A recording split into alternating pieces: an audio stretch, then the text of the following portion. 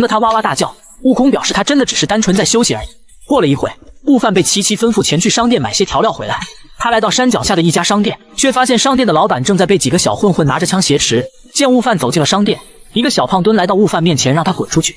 小胖墩表示这家店里的东西全部被他们买下来了。商店的老板对悟饭说并非如此。见这个老头居然不配合自己，小胖墩直接将商品柜上的玻璃容器给掀翻，并抓起一旁的钢叉打算毁掉剩下的商品。好在外边有人谎称沙鲁来到了这里，这才将两个小混混吓得屁滚尿流离开了商店。原来刚刚谎称沙鲁来了的人是店家的孙女。